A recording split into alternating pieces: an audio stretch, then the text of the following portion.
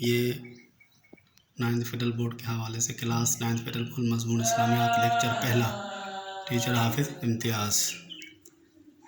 مال غنیمت کے سورہ انفال آیت نمبر 1 تا 10 کے تراجم و تشریح۔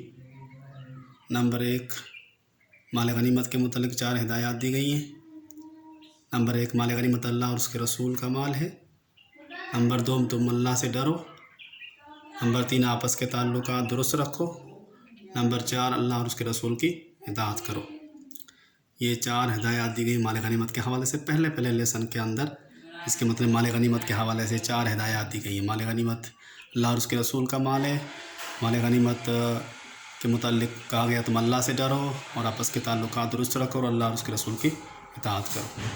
اس کے بعد جو ہے دوسری آیات کے اندر مومنین کی 5 صفات بتائی گئی ہیں۔ مومنین کی 5 صفات، دوسرے نمبر پہ مومنین کی 5 صفات۔ نمبر 1، ذکر الہی سے دلوں کا کام جانا، یعنی اللہ کے ذکر سے مومنین کے دلوں میں خوف پیدا ہو جاتا ہے۔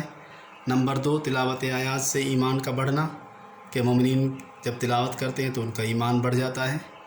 نمبر 3، اللہ تعالیٰ پر بھروسہ رکھنا۔ نمبر 4، نماز قائم کرنا، اس کو آسان طریقے سے ادا کرنا۔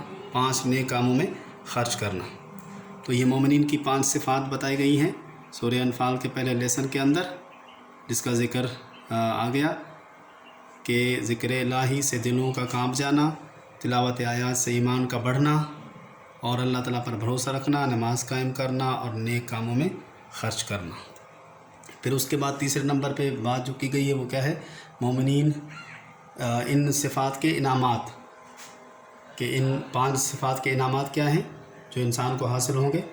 بلند درجات نمبر 1، نمبر 2 مغفرت و بخشش، نمبر 3 عزت کی روزی۔ ان انعامات کے بدلے، ان صفات کے بدلے میں یہ انعامات انسان کو حاصل ہوں گے، مومن کو حاصل ہوں گے۔ اس کے بعد تیسرے نمبر پہ جو بات کی گئی وہ مومنین کی ایک جماعت ناخوش تھی۔ مومنین کی ایک جماعت ناخوش تھی۔ وہ کون سی جماعت ناخوش تھی؟ وہ جماعت وہ ناخوش تھی کہ جو چاہ رہی تھی تجارتی گروہ سے لڑنا چاہ رہی تھی، کیونکہ وہ تجارتی گروہ سے لڑنا چاہتی تھی، جبکہ بڑے بڑے صحابہ اکرام اور آپ صلی اللہ علیہ وسلم نے جنگی لشکر سے مقابلہ کرنے کا فیصلہ کر لیا تھا۔ یہ مومنین کی ایک جماعت ناخوش تھی۔ کیوں ناخوش تھی؟ اس کے بارے میں آ گیا کہ یہ کمزور یعنی ایمان والے تھے جو صرف نکلے تھے جنگ کرنے کے لیے تجارتی گروہ سے۔ کفار کا ایک تجارتی گروہ جو شام گیا تھا تجارت کرنے، جب وہ واپس آ رہا تھا تو مسلمانوں نے چاہا ہم ان سے لڑ کے، ان سے جنگ کر کے ان کے مال کے اوپر قبضہ کر لیں۔ تو بیچ میں جب تجارتی لشکر والوں کو پتہ چلا کہ مسلمان اس کا راستہ روکے کھڑے ہیں، تو انہوں نے ایک نمائندہ بھیجا مکہ مدد کے لیے۔ تو وہاں سے کفار کا ایک بہت بڑا جنگی لشکر روانہ ہوا اپنے لشکر کو بچانے کے لیے۔ تو اب یہ فیصلہ ہوا، صحابہ اکرام اور آپ صلی اللہ علیہ وسلم نے فیصلہ کیا کہ ہم جنگی لشکر سے مقابلہ کریں اور تجارتی لشکر کو چھوڑ دیں۔ تو اس میں سے ایک جماعت مومنین کی جیتی جو صرف یہ چاہ رہی تھی کہ تجارتی گروہ سے ہم لڑیں اور اس کا مقابلہ کریں، جنگی لشکر سے نہ لڑیں، سے کہ اس کی طاقت بھی نہیں ہے ہم میں۔ تو اس کے بارے میں وہ جماعت تھی جو ناخوش تھی۔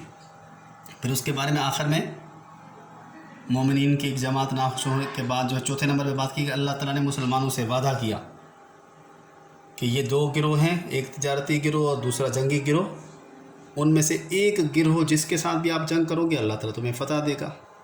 اور اللہ تعالیٰ نے اشارہ بھی دے دیا کہ وہ جنگی گروہ کفار کا گروہ ہے۔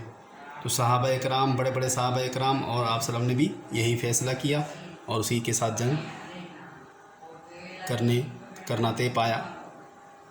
تو اسی دوران پھر جب جنگ آپ صلی اللہ علیہ وسلم کفار کے جنگی لشکر کی طرف بڑھے تو ساتھ میں مسلمانوں کی انہوں نے دعا بھی کی اللہ تعالیٰ سے، اور اللہ کے نبی نے بھی دعا کی، اور اس کا نتیجہ کیا ہوا کہ اللہ تعالیٰ نے ان کی دعا قبول کی، اور دعا قبول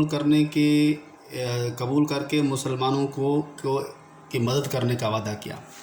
1000 فرشتوں کے ذریعے مدد کرنے کا وعدہ کیا کہ مسلمانوں کی دعا، اور نتیجہ کہ اللہ تعالیٰ نے مسلمانوں کی دعا قبول کی اور فرشتوں کے ذریعے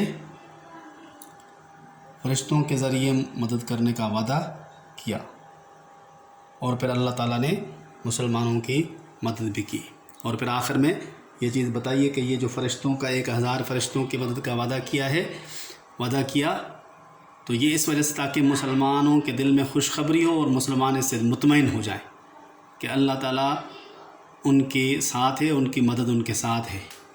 تو اسی وجہ سے اللہ تعالیٰ نے فرشتوں کے ذریعے سے ان کی مدد کا وعدہ کیا۔ تو یہ باتیں کی گئی ہیں اس لیسن کے اندر، پہلے لیسن کے اندر، جس میں مال غنیمت کے بارے میں کچھ ہدایات آ گئیں، اور مال غنیمت کے حوالے سے 4 ہدایات دی گئیں، اور پھر مومن کی 5 صفات بتائی گئیں، مومن کی صفات کے کچھ انعامات بتائے گئے، اور پھر اس کے علاوہ کچھ باتیں جو ہے بتائی گئیں کہ غزوہ بدر کے حوالے سے، کہ غزوہ بدر کے لیے جب مسلمان نکلے تھے تو اس میں پہلے وہ تجارتی گروہ جس کا راستہ روک کے کھڑے تھے، مگر جب ان کی مدد کے لیے ایک جنگی گروہ آ گیا تو تمام صحابہ اکرام نے یہ فیصلہ کیا کہ اب تجارتی لشکر کو چھوڑ کر جنگی لشکر کا مقابلہ کرنا چاہیے۔